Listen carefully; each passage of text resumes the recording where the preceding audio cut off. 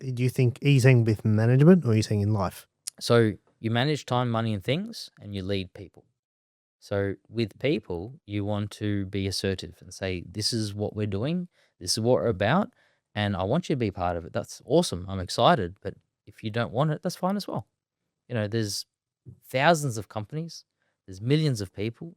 Why force something to be Doesn't if fit. that doesn't fit? So, but that's, I think, our responsibility as leaders to provide a safe space. And when people do these throwaway lines like safe place, but what I'm committed to the company, and I'm committed to the people that want to be there. People show up, they wake up, they leave their family, they come to this place of work with all these other random people to do something that's, I think sitting on a beach would be more enjoyable. So a lot of times work is not necessarily the most enjoyable thing to do, yet they show up every day and do it. So I think that deserves um, some respect, some commitment.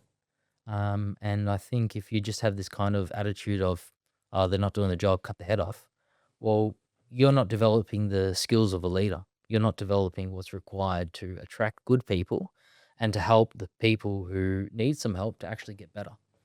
So You definitely have a different outlook on it, and I like it because just from what you said then, you can tell, and tell me if you agree or not, but you can tell that you've gone through some level of training. Oh, without a doubt. Yeah, like you have experience. Yeah, you've gone through some level of training, and there's leadership training and experience coming through your words. Do you know what I mean? And I can hear that you think in there's a term I'm looking for here that I can't think of, like in frameworks. You know what I mean? And you're thinking in frameworks, like that thing you said about you manage time, money, and things, and then but you lead people. Yeah. Right. What is leadership? Like, what does it mean to you? What does it entail? How do you get better at it? What's leadership at Pazzi look like? Because you've got a leadership team as well. Yeah, we've got a senior team, and at the moment this year, we've got a really good senior team, and this year we are in the process of creating team leads, or department leads. So that's kind of the next layer. So leaders lead. Leaders get people to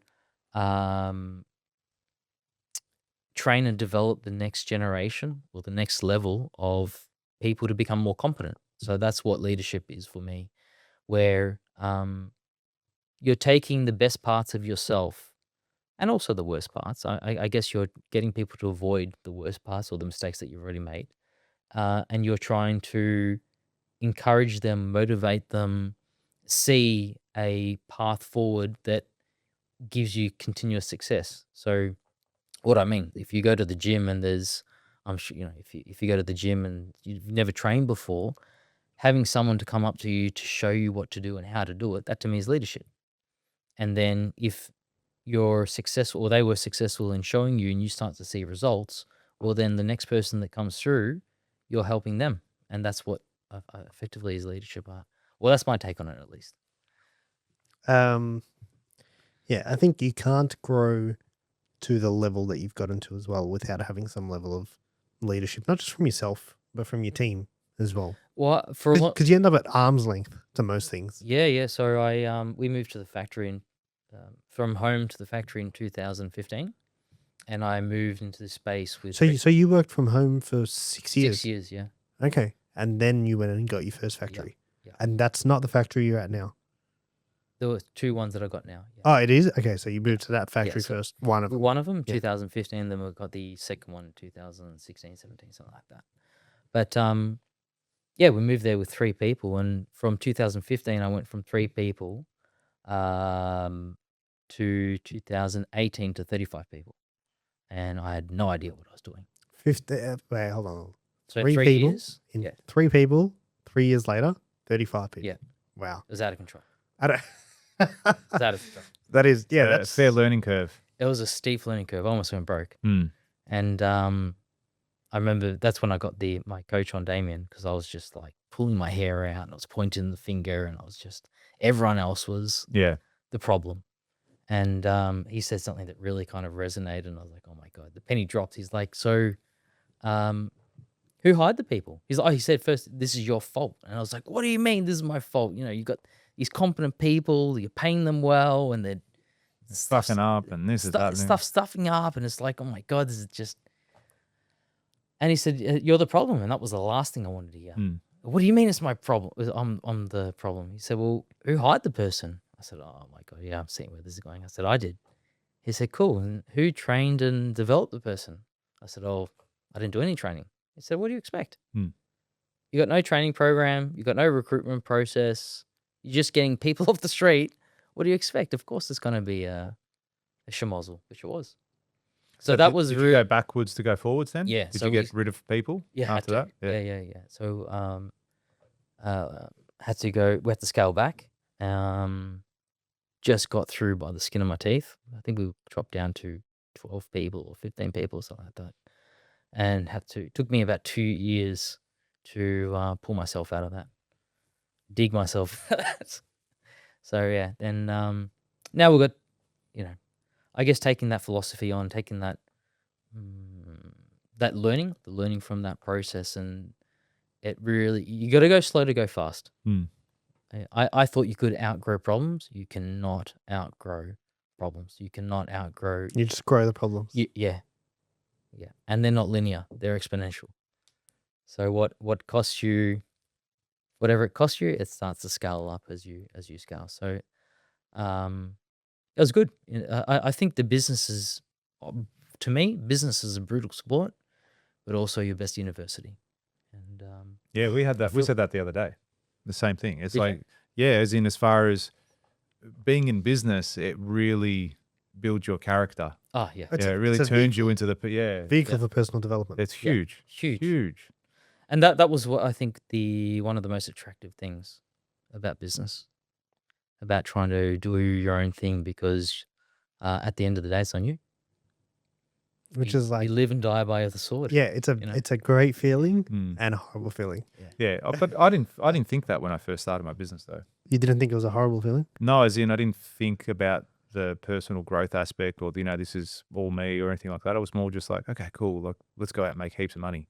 So that Like, was your make so motivation. much money. No, at the time it was more just not just the money factor, but it was like, okay, now I get my freedom. Now I am the boss. I am everything, And it's like I had people, that fleeting moment. yeah, well, people forget. It's like it's not so much that, it's everything is you now. Everything you actually become a slave to your business. Yeah. Especially at the beginning, because you're wearing all the hats. You're It's doing not a the business stone at that cutting. point, though. No, it's not. It's not. It's not. It's literally you doing it. You're a glorified employee. Yeah. Self-employed.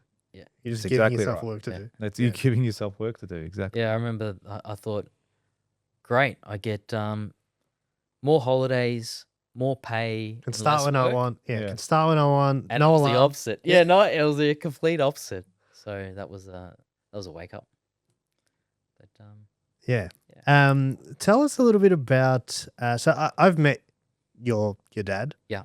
And I've seen some of the stuff he does, but tell us a little bit about, because he does a lot around the whole sculptures and things like that. Tell us a little bit about, I guess, growing up around Adam and what he's done, because I think it's like when I saw it, I was like, what the fuck? I've never seen anything like this. yeah, so I mean, the life of an artist, very romantic from the outside, and at best it can be feast and famine. So I think my dad was, I love what my dad does. Very inspires me, and I appreciate that. But to make a living as an artist, particularly in Australia, it's difficult. Not a lot of people can, and if you do, it's feast and famine. So you get a commission, you get a job. There was one time for about 2 years he didn't get any work. So imagine having 2 kids, wife, mortgage, and you don't have income for 2 years. It's pretty tough. That's wild. Yeah. Yeah, it's wild. But then you get a commission and all this money, and then so this kind of roller coaster. So that's what it's been. But and sometimes I'd ask my dad, I'm like, why do you do this? I remember, I think it was like 12 or 14 or something like that. And I was like, why? Everyone else is going on holidays. We can't go on holidays. Why are you doing this? Like, go get a job. To us, the family, and I was like angry and frustrated. And he said, well, I'm doing something that I think is bigger than me. I'm doing something that's more important than me, and I'm passing on a legacy. I got taught this from the masters and I'm passing it on like a torch. And I kind of really, particularly now, I think as I've matured, that idea really resonated. I was like, yeah, that's pretty cool. So has he passed those skill sets on to yourself or to anyone else? Do you have siblings? Yeah, I've got a brother. Yep. His name is Art, funnily Yep. enough. Art, ART. ART. Mhm. Yeah. So he does personal training. He's like this. And so no, I didn't. I thought I was going to go into sculpture, but I think everything has its medium. For my dad, he works with clay and marble. That's his medium, and he turns sculptures into bronze as well. For me, my medium, I think, is business. When I say I think, that's what I'm attracted to. That's what I'm interested in. Those are the skills that I want to hone. And there is creativity. Like I love process and procedures. I love, I'm in manufacturing, so trying to get that efficient. We're doing repetitive tasks day in, day out. How do we consistently get out a job to a high standard, high quality, even if I'm not doing it? You might have, it's like 12 or 13 people that a bit of stone goes through. How do you make sure that if Joe's not in today or Martin's not in today, that the job still goes out to a high standard? So you got to develop process and procedure. That's what I'm really passionate about. But we bought a 5-axis CNC machine, so we do sculptures as well. Okay. What did you call it, or what? A 5-axis CNC machine. 5-axis? Yeah. So it works in interbladed axis. So yeah, we can do sculptures, but I guess the artistic side, even though I like it and I've grown up around it, my calling is business. I think that's when I say business. What does that mean? I guess what we spoke about before. Well, it's the operations, isn't it? It's the systems. It's that aspect of it. It's growing. It's like the practitioner. You're not the practitioner anymore. Yeah. You're not a stonemason. It's like say, hey, what do you do? Hey, I'm George. What do you do? It's like I'm a builder. Like, no, I'm not. I haven't built anything in fucking 10 years. Yeah. So my company builds. So how do you answer that question? Well, it was funny. A little while ago, I can't remember where I was listening to it. It said, but if you had to introduce yourself and you couldn't use your job, your hobbies, your interests, like how would you introduce yourself? Right? Because a lot of people, when they say, hey, I'm George, what do you do? Oh, hey, what do you do with yourself, George? I'm a builder. So they often link their profession to who they are as a person. With their identity. Right? And it's a social thing for people. Like we're measuring each other. It's like, what do you do? Oh, I sell Lamborghinis. Or what do you do? Oh, I'm a doctor. Oh, wow, like really smart guy. So people are often doing that. Or say, what do you do? I clean toilets.